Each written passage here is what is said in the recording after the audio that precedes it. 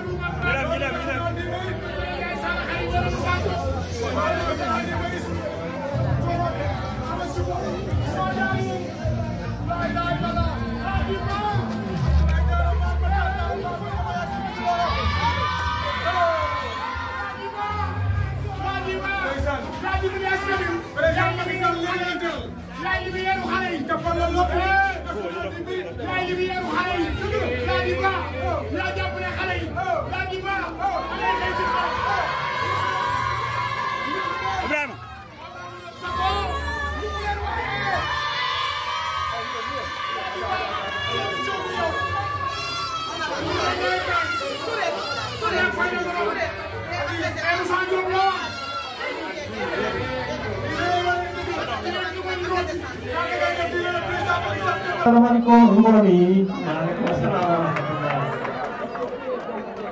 Mangi Tudu Osami Zaba, Ambassador to Japan to Senegal. Mangi Gulen, Maramatunga Gabosek, Prefect, Kifan Gurgi, Nip, Ifter, Chisen Teltubi. Mangi Deni New Yenip, Diabecta Daken Tai Chugong, Chi Hefe Bu Amsoro. Suivant la cérémonie de réhabilitation de l'école élémentaire de Peking 17. Ambassade du gouvernement du Japon a monté ci cadre APL. Projet B defaraat grâce salle de classe à toilette ngir jox ñett téeméer élèves jàngukaay meublekaay ak salle dina tamit defaraat salle jàngkat ngir jombal seen liggéey.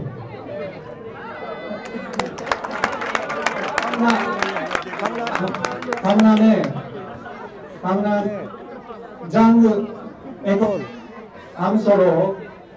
Ci Urugu Harei Ak Ci Yokte Jondobi Lorota ambassade du Japon Mangi Gorgol Beba Ci Tabaf Yu classe Yu Nuch Ai Senegal ak Japon ay harit nanon Senegal i dano jige Japonais i dano jige Senegal i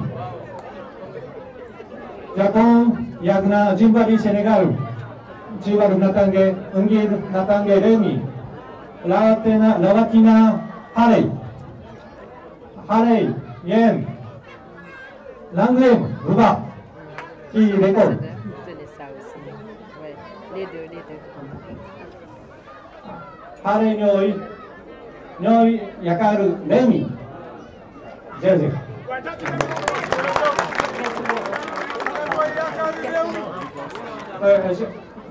J'essaie de parler en français. Oui, je suis très heureux d'être venu aujourd'hui parce que c'est un projet initié par la coopération avec la coopération Madame Kumar Bakar-Rosset. Le Japon, vous savez que le Japon n'a pas de ressources humaines, non, n'a pas de ressources naturelles. Mais malgré ça, le Japon a bien développé parce que le Japon investit beaucoup dans les gens. Les ressources humaines, c'est la base d'un pays. Voilà, c'est pour cela que le Japon attache beaucoup d'importance pour l'éducation, la formation. Et le Japon fait la même chose au Sénégal.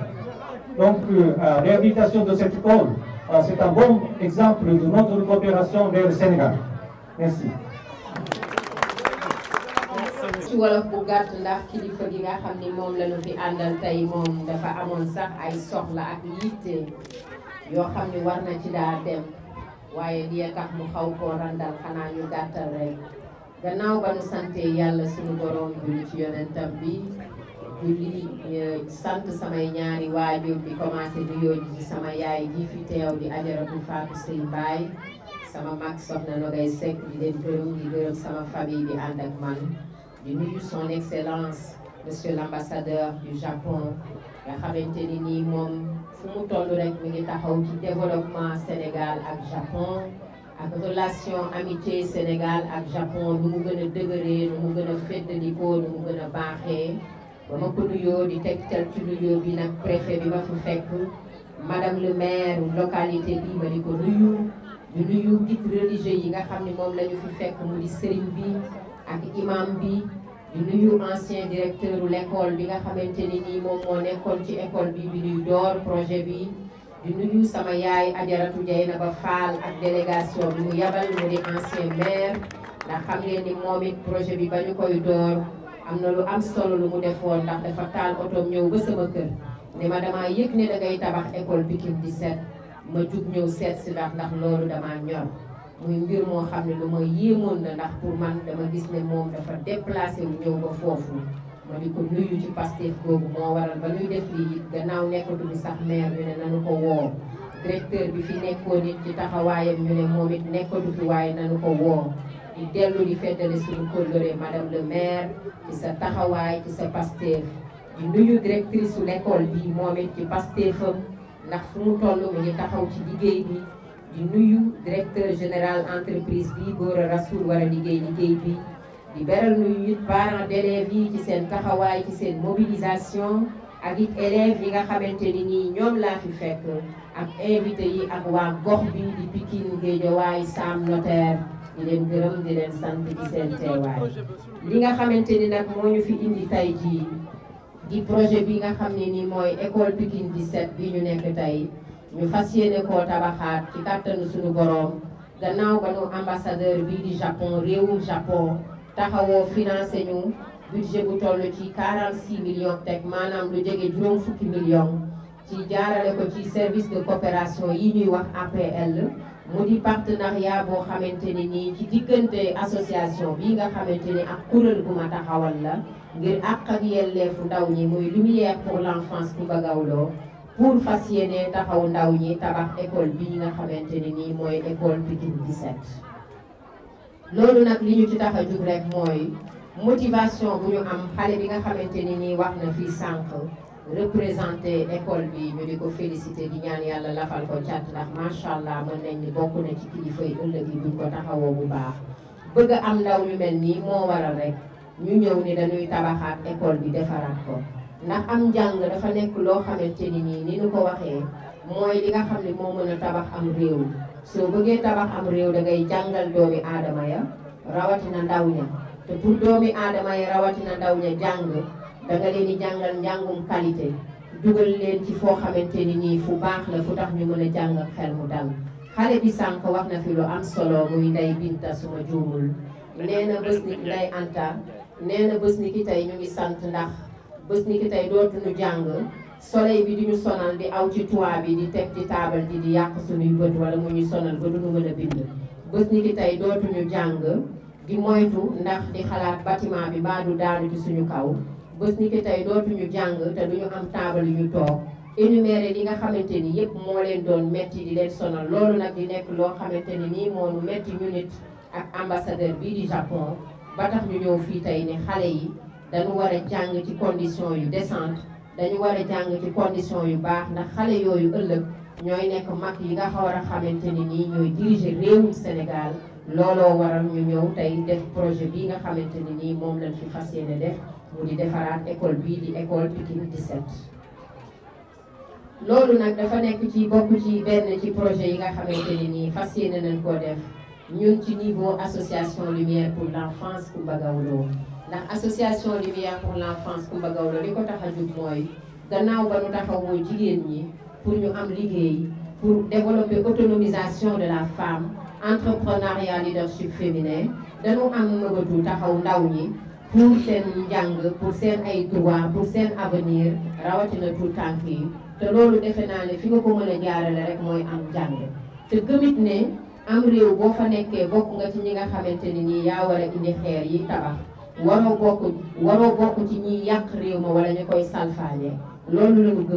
gëmit ni état du moom rek moo mën a def lépp kenn ku ci nekk ca fànn wa nga nekk war ngaa mën a apporter sa pierre à l'édifice ni ko tubaab bi waxee maanaam nga jël saw xeer andi ko ñu mën a tabax te loolu bu la yàlla mayee tur macha allah ni mu ma ko mayee may la influence may la popularité defe naa ne li nga war a mën a def rek mooy xool noo mën a yokkee sa réew mu avancé loolu nag moo ñu dajale fii tey moo tax ñu am cofeel am yërmande ci xale yi ma am ci ñoom yërmande imaginer ñoom bu ñuy jàng bi ma fi duggee dama ne mais xale yi bu ñuy jàng lu ñuy def laa xamul sans compter hygiène bi donc loolu moo waral ñu ñëw tey fas yéene defaraat école Pikine 17 ngir may ko population yi jàppale leen ko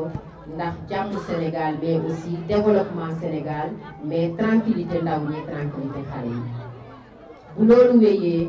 fas yéene nañu def yeneen programme ak projet yu bëri ci Sénégal ak ci biir Afrique ndax Lumière pour l'enfance Coumba Gawlo du Sénégal rek lay œuvrer dañuy liggéey fii liggéey ci yeneeni réew def fa lu mel nii ak it ci daara alxuraan yi ndax it loolu it bokk na ci suñu bëgg pour taxawu xale yi ndax gëm rek ni Sénégal ñun ñoo ko war a defar fi may tëjee nag mooy gannaaw ba ma gërëmee ambassadeur du Japon delloo ko njukkal sargal ko ci taxawaayam ndax ni ngeen ko xamee Japon ak man mën naa ni àndu ñaar fukki at la ndax moom mooy ñeenteelu ambassadeur bi nga xamante ne nii bu ñëwee ñi ngi ànd di liggéey ndax Japon dem nañu ba wóolu te ñu ma wóolu ñu nommé ma ambassadrice de bonne volonté seen ONG may dem ba Japon di jëflanteeg ñoom di représenter Afrique loolu nag mooy wala cër bi ñu ma jox fi ñu ma teg ak fulla ak fayda ak xare kon may ñaax xale yi rek di leen ñaax ci fulla di leen ñaax ci fayda di leen ñaax ci jom di leen ñaax ci ngor ndax àddina capital confiance bi fi ëpp solo mooy valeur yii ndax valeur yi mooy tax nit ñi def la confiance valeur yi mooy tax nit ñi naw la valeur yi mooy tax nit ñi respecté la jox la cër considéré la donc ngeen continuer di liggéey ak abnégation liggéey ak fulla ak fayda même bu mettee ngeen souffrir ngeen takk seen digg gën a góorgóorlu liggéey l'école bi nag madame la directrice ñu ngi leen koy dénk di leen ñaan foofu lay tëjee ci turu ambassadeur Japon ci sama tur ci turu parents d'élèves yi ci turu population yi ngeen toppatoo ko ndax seen alal la yéen a ko moom man dëkkuma fii ndax man dëkkuma ci quartier bi am na sax ñu may laaj ne ma lu tax Pikine 17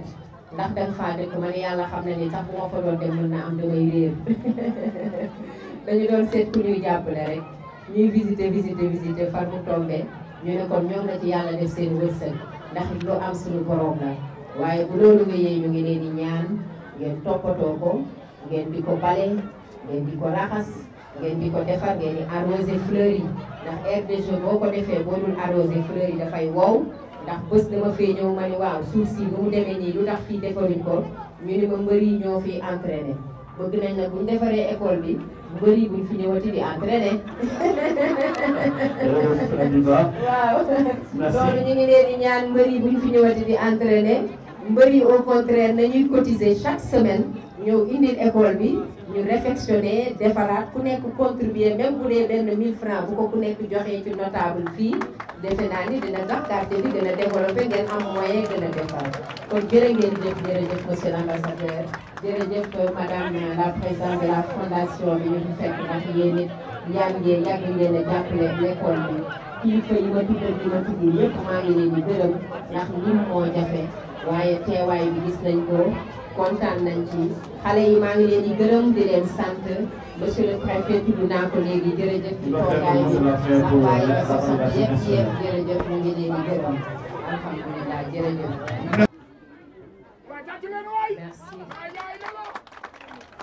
Merci beaucoup. Excellence, Monsieur l'ambassadeur du Japon au Sénégal, Monsieur le préfet, Madame le maire, autorités administratives et académiques, Madame la directrice de l'école élémentaire Pikine 17, Monsieur le directeur général de l'entreprise Boro Rassoul, chers invités en vos rangs et qualités respectifs, chers enseignants, chers parents d'élèves, chers élèves, chers concitoyens. Voilà moins d'un mois, précisément le lundi 4 mars dernier,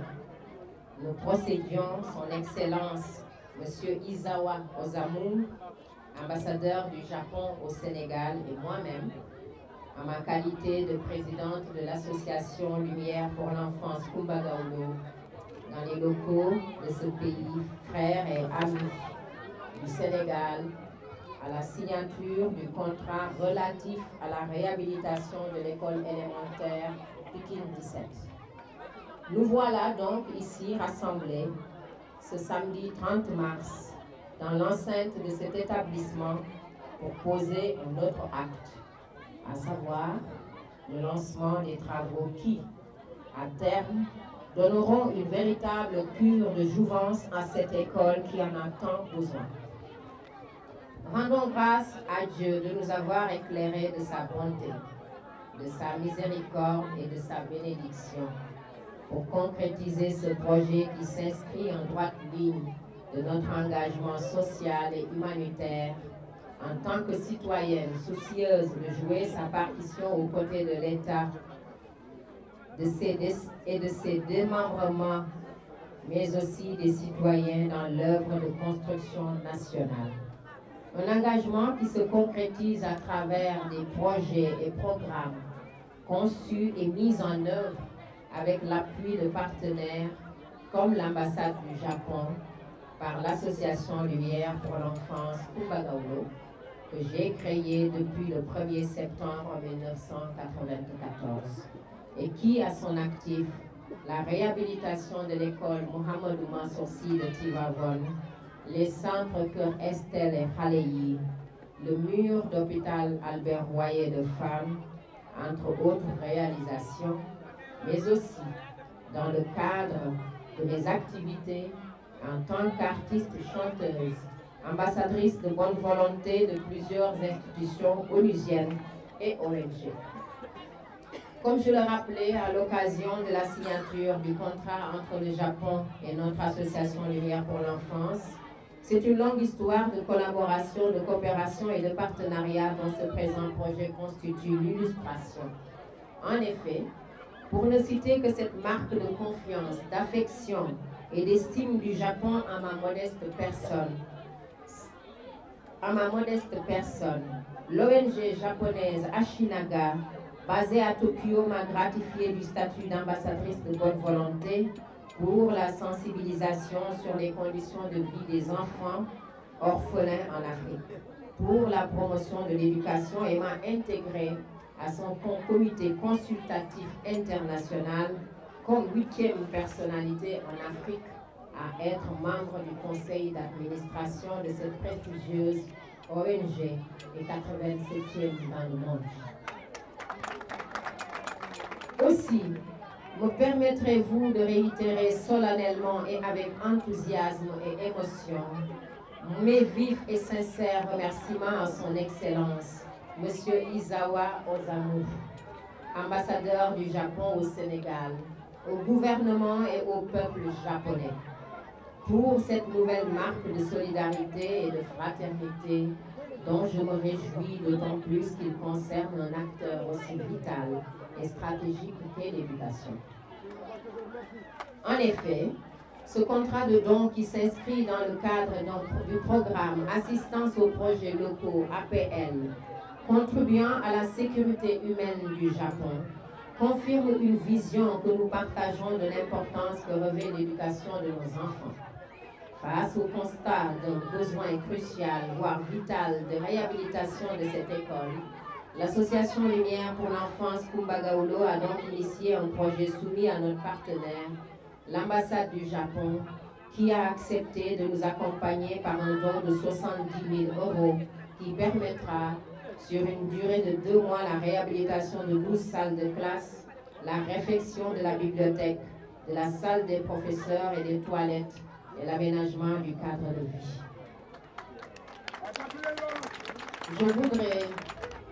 Je voudrais ici réaffirmer tout l'intérêt que nous portons à la qualité des travaux, au respect des obligations contractuelles, notamment en termes de délai d'exécution, pour que l'école élémentaire Pikine 17 soit cet espace convivial,